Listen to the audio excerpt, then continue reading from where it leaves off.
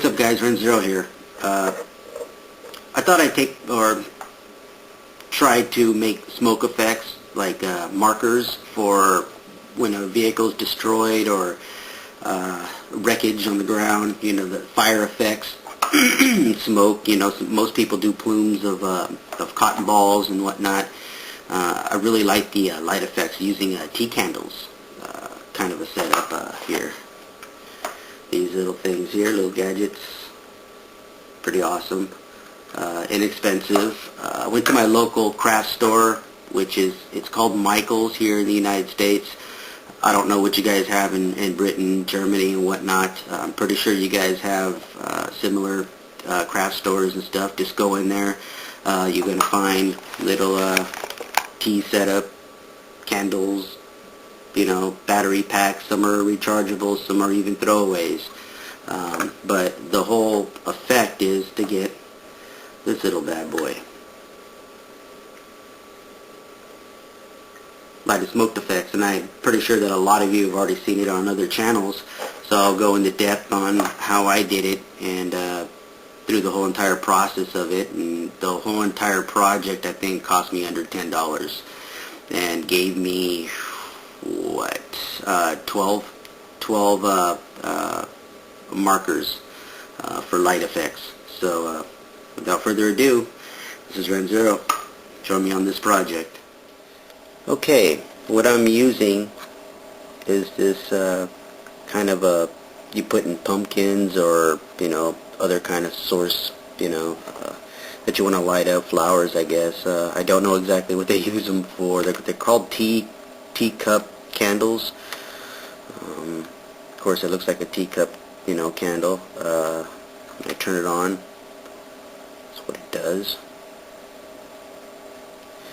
I bought them from Michael's, and there's disposable ones, rechargeable ones, and then there's ones that actually have this battery pack that pops out, and there's a battery inside so you can change it. So I chose this one. I got it again from Michael's. This is in the U.S.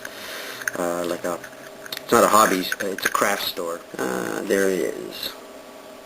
Yeah, there's 6. That's what it looks like when it's unopened.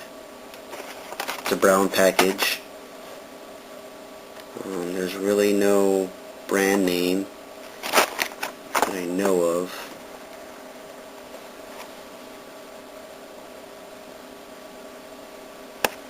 But yeah, there you go. Now I'll show you what I did with them. I used a different kind of cotton that was used in the other tutorial. Okay, here it is. It's called is it polyfill? Traditional craft batting, they call it. And it's for like pillows and stuff like that. It's thicker. You can actually put it in layers. So I use this because it's thicker and you can cut it to where you want it, and then even spread it out, and it gives you more flexibility. And I want to see how it reacts to paint and stuff and whatnot. But here's a couple candles that I've already put the smoke effects on. As you can see, it's layered, which I'm just gonna, as this dries, you know, because it was recommended that you do it in layers. And I can see why. It's difficult to try to go all the way around and then shape it. If you're impatient, it's not going to work very well. This has been drying for a few hours, and I did it in layers. I did one side here. This is 3 of them. 1, 2, and 3. And with this bedding, what I did was, when it starts to dry, I will start spreading them out more, putting dabs of glue, and then attaching them all until finally I close the circle, and then I will have you know, a complete smoke. And then again, you can turn it on, and you will get this kind of effect, which I think is freaking awesome.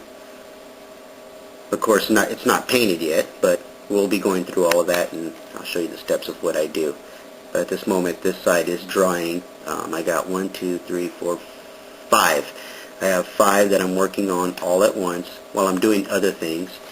And so when this completely dries, I'll be filling in the what do you call it, the circle, and then I'll show you what I do with it, with that, and close all of these plumes.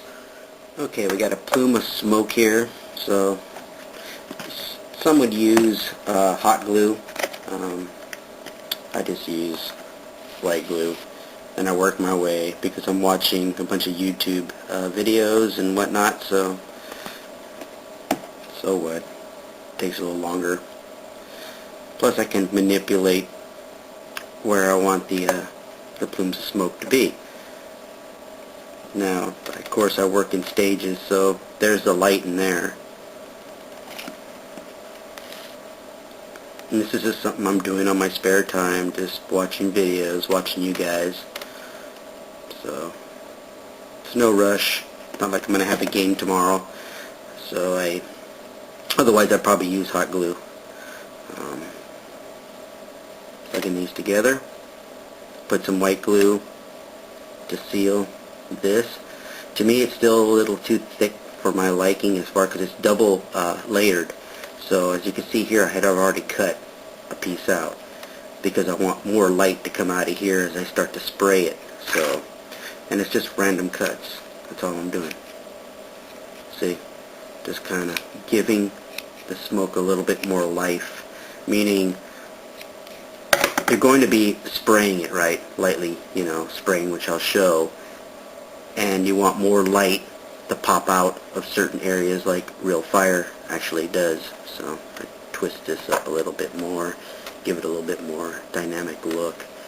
But I'll do more when it dries up a little bit better. But for now, this is what it looks like.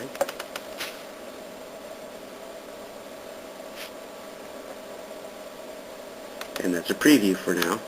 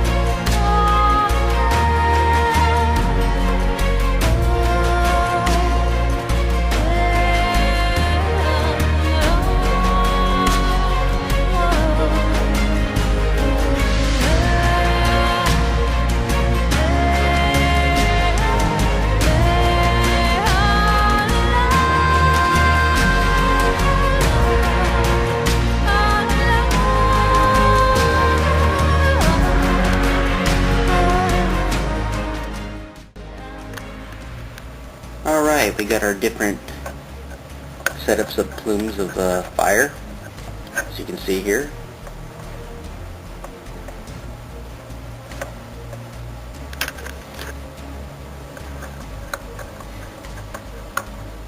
This one is glowing more red hot, and I got the plume up, you know, pretty high.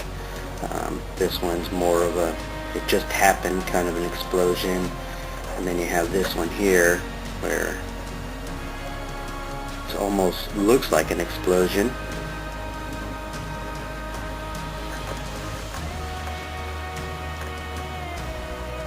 And all I used was black spray paint. There's no color effects, there's no nothing, it's just the light itself showing through the cotton. It's all dried and ready for combat. There you go.